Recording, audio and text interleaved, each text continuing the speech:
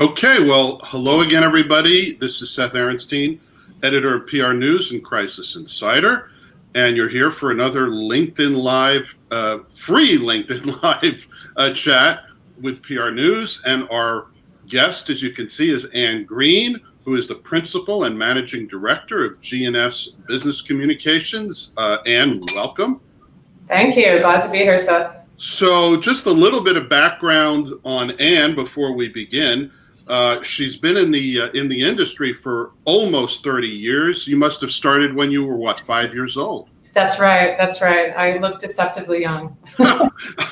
But she didn't actually, it wasn't a direct route. She thought she would be a professor of American literature and almost finished her PhD at NYU in American Lit before coming back into communications. She started her career at the old Burson Marsteller and eventually became president and CEO of Cooper Katz and Company, which is the independent agency, which now, of course, was acquired by G&S Business Communications a couple of years ago.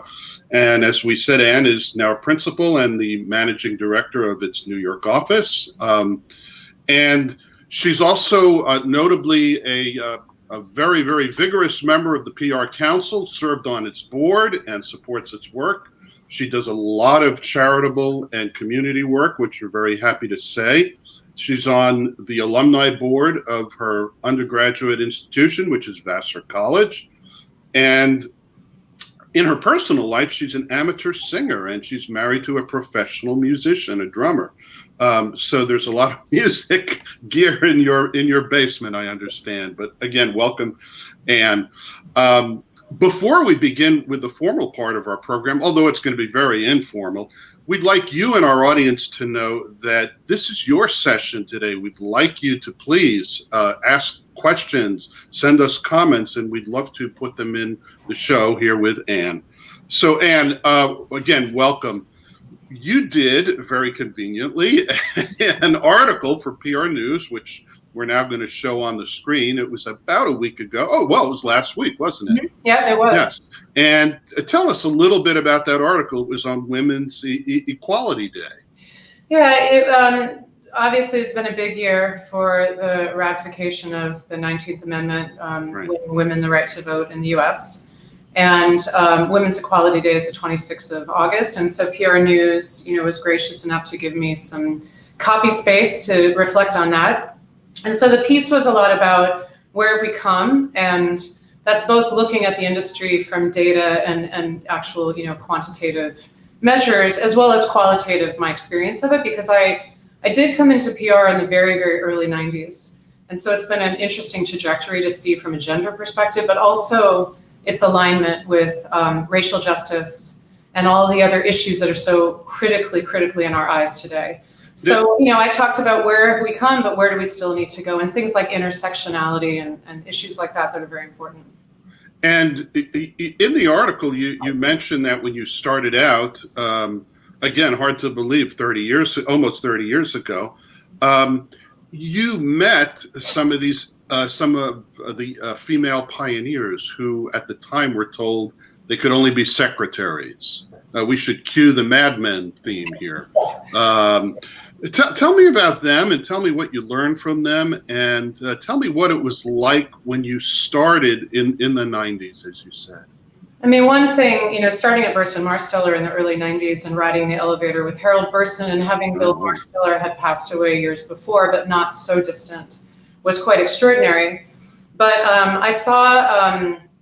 I met some women there, and one who became a very close friend who a lot of the folks I know from Burson know, her name is Sarah Lee Slonsky. She is somebody who, Sarah Lee would never tell us her age. She was quite coy about that, which is her right. And I think actually that's part of what her experience was, being a woman in this field. But Sarah Lee, my guess is that she started her career in the mid-50s. And as one example, Sarah Lee had worked with Muriel Fox. Muriel Fox is very famous in our industry as not only a pioneering PR executive and professional, but also the co-founder of NOW, the National Organization of Women, with Betty Friedan, and really being Betty Friedan's right-hand woman in that battle to shape the message of women's equality in that era of the feminist movement.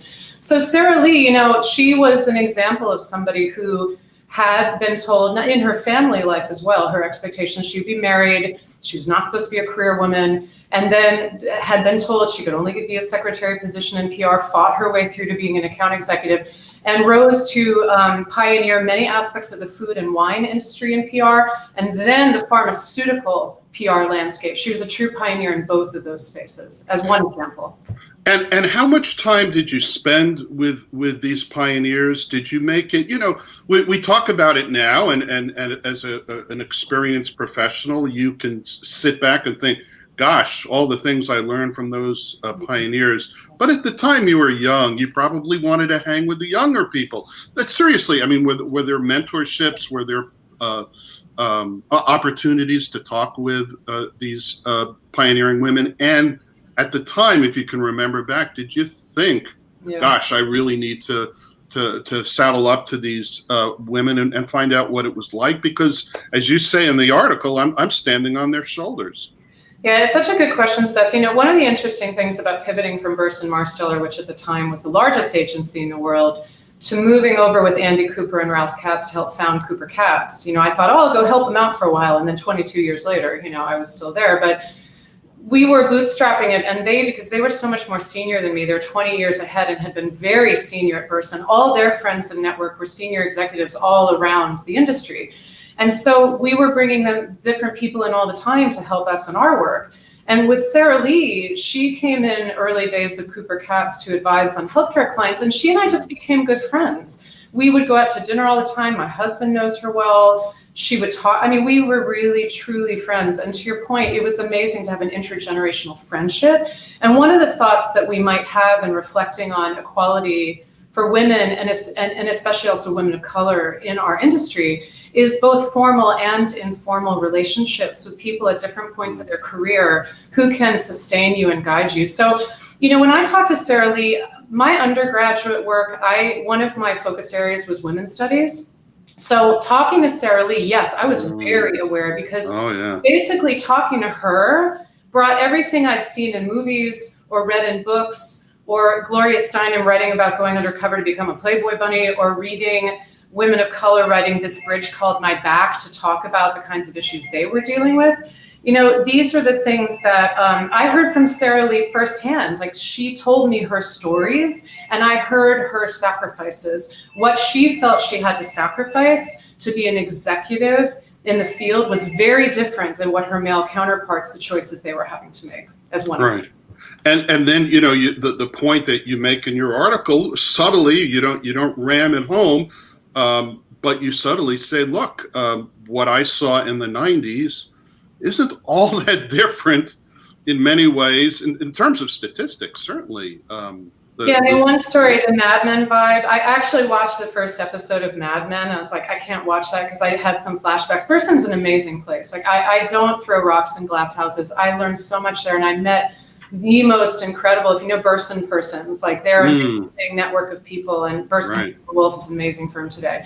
However, the early 90s were basically like the 70s still, or the early 80s. So I'll give you one example. When I was an intern in the Harold Burson Summer Internship Program, competitive program, only 10 people every summer, there was a gentleman who later on I became friends with. He was part of the corporate practice, but at the time seemed very imperious to me. He came running up to me one day like, are you an intern? I need you to get me batteries for this right now and take them to this restaurant where I'm meeting. And so I had to run out in a panic, get the batteries and bring them into this restaurant that was across the street from Burson, where this big round table of men, white men, were meeting, and give him the batteries. And he just took them and dismissed me. And the gender aspects of that were so obvious. Now, I was in the long game, and I'm not a person who tries to be dominating, but I'm also not a shrinking violet. But that kind of vibe of who's in the in club, the assumption of privilege, how biases weren't even acknowledged, and the cultures of alcohol at lunch and all kinds of stuff that used to be,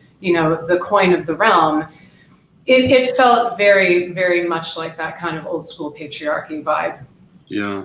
So, and I guess I would be remiss if I didn't, talking about Mad Men, if I didn't bring up a story that's circulating on the internet today, and I don't know how true it is, but it's a story about the former press secretary at the White House, Sarah Huckabee Sanders, and being, I don't know how you'd put it, flirted at by the dictator of North Korea. And that's bad enough. But then our president allegedly saying to Miss Sanders, you've got to take, winking at her or saying, oh, I saw Kim Jong-un wink at you and you now have to take one for the team. You talk about this sort of thing in your article. Again, you mentioned that there are subtle and maybe some not so subtle sexist language and acts that still go on. And you write that we shouldn't be afraid to call out these acts, whether it's in our offices or in the public sphere. What's the best way to do that, considering, sometimes sexism it breeds in a toxic culture, and in a toxic culture, you don't generally have a place to voice your displeasure.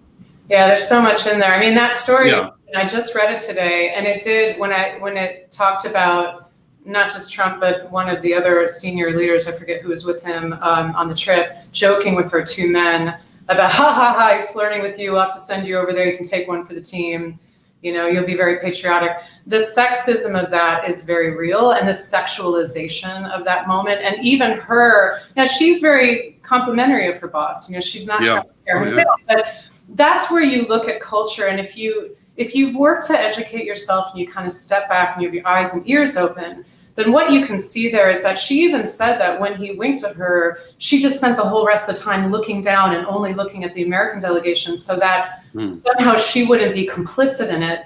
And then the joking about her in a very sexualized way, this stuff is very insidious, and it's very, very, very common. And I think, Seth, to your question about what do you do, it's very akin to the discussions we need to have at the leadership level and with all our peers about what do we do when someone makes a racist comment? What do we do about microaggressions, which we've started to learn more in the context of race and ethnicity, absolutely are at play with gender. Sometimes we talk as if these things are unrelated in the world. But the fact is, my answer to your direct question, though, is, first of all, those of us in any position of power, we need to educate ourselves, recognize what's going on, and interrupt that culture. If we feel it's appropriate at the time, we need to speak up at the time. That could be a client making an off-color joke, whatever we want. That sounds like a fun little locker room, interrupt it there. Or maybe we need to call that client privately afterwards and say, hey, I need to be honest with you about what's uncomfortable, or a colleague. So the senior people need to know where and how is it appropriate to interject. I do think it's important for your staff, especially as a leader, to see you being willing to speak to it in the moment. Now, if you're a more junior person, the most critical thing from my perspective is that you create a culture in your organization that feels safe enough. And by the way, I often teach this side by side with ethics, because I see this very, very aligned with ethics in our cultures and in PR too. You have to have a culture that is open enough and safe enough that they will tell someone, and that someone will share it up the chain to an individual like myself or others who can take action that's appropriate, right? Right.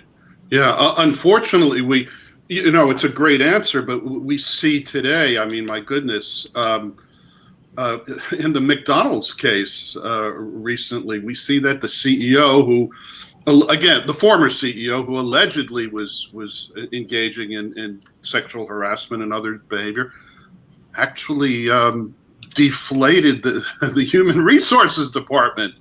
Perhaps, as he said it was an efficiency move, but it also could be seen as a way to keep this kind of behavior going. And then you see in the Ellen DeGeneres case, she kind of delegated culture and conflict resolution to 3 executive producers, and basically seems to have washed her hands of the whole thing.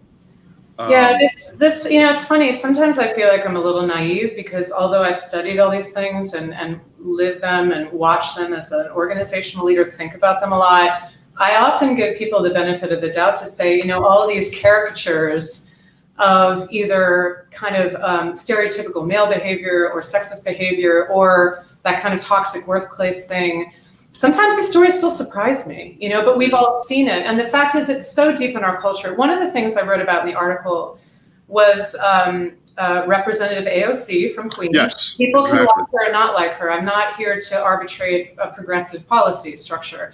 But I will say, as a communications person, and everybody on here who's watching or will watch, if you have not seen the clip of her speech from the House floor about Representative Yoho's remarks, in all my years of dealing with gender studies, I've never heard a more articulate, powerful, and devastating response to this kind of casual and non-casual sexism that permeates our culture, that allows a male representative, to call her an effing bitch on the stairs of our, Right. seat of power in front of reporters, and then act like, well, that's no big deal. And also her talking about, please don't stand behind your wife and daughters. Like, this is not appropriate. So I think that this stuff is out there, but I was in tears watching her response. Again, it doesn't matter to me how anyone feels about her policies. She's one of the greatest public speakers, I think, that may be active on the Hill today from a communication standpoint. And I've never heard anyone make it clearer or more understandable about what we still face today. Yes, I mean, that's definitely a good point that you make in the article. And, here in Washington, D.C., aside from everything going on with the elections, we have a sexual scandal going on right here with our Washington football team. Yeah. And it's getting, terrible. It's awful. Maybe we'll see a change in ownership. It certainly seems it's possible. Speaking of that, one of the points that you make in your article is that while you applaud that there has been progress on these fronts, you say, quote, "We have much work to do." What can we do? What can PR do? On a corporate level, obviously in your shop, it's probably a great place to be for women and for minorities, because you, who have this background, who've been educated in it,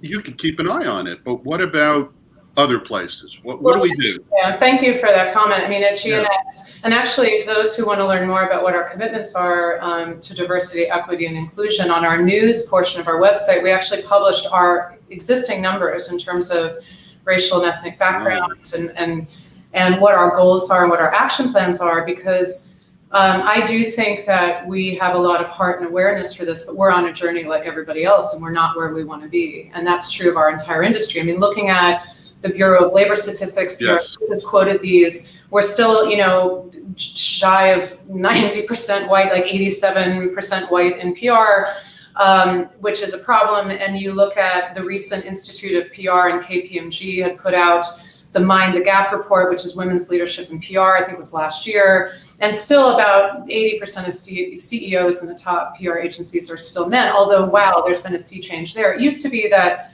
the changes I have seen is it was obviously very majority female in the lower ranks and almost exclusively male at the higher, even at the bigger firms. Now we are seeing, people I've been privileged to work side by side with who are women at some of the largest firms that are leaders now, like Gail at Wimber Shandwick and Barry before she left Ketchum and many others, as well as just scores of women leading independent firms of all sizes. It's very exciting. I think in terms of the work needing to be done, one of the first things I said in my article is that this is an intersectional issue. Sometimes it's a weird thing, like women's issues over here, and there's also this feeling like, oh, well, we've solved that already, And then it's like the race or ethnicity issues are sent over here. And these things are not true, right? They're combined. So all of these questions we're having about racial and social justice need to still have a respect for the gender piece of it, and recognizing that there are barriers to women still rising, and particularly strong barriers to women of color. So, I think that recognizing in terms of what we need to do, the first thing we need to do is be honest with ourselves. I have a saying I've been repeating to myself lately, which is the truth will set you free. Like so many people in our industry for years have sort of run from or didn't want to talk about how bad the numbers are, like the fact that we have these issues still, or that our society has these issues. Like, just lean into it. There's systemic racism out there. There's still problems with gender and sexism. And we are replicating it in ways we don't know if we don't educate ourselves and start listening, right? And try to understand what the issues are. So then we can figure out what are the actions we can actually take to make real change. Right. Well, Anne, it's been a pleasure. It's been a great conversation. I'm sure we could go on for hours and hours, and I'd love to do that at some point. But right now we have to say goodbye. So I wanted to thank you, Anne, for sharing your insight with us today. And I'd like to thank PRNEWS for sponsoring these free forums. And I'd like to remind those of you in the audience that we offer a lot of free material, including a daily newsletter. We update our website with great articles from Anne just about every day of the week. And we have several free webinars. We have another webinar, a free webinar coming up on media relations on October 8th. And we also have the social shakeup coming up in September, the September 22nd and 23rd for the workshops, and September 29th through October 1st for the social shakeup. Anyway, thank you everybody for watching. Please tune in next week for our next LinkedIn Live chat. Again, thank you very much, Anne Green from G&S Business Communications. It's been a pleasure. All right. Bye. Stay safe, everybody.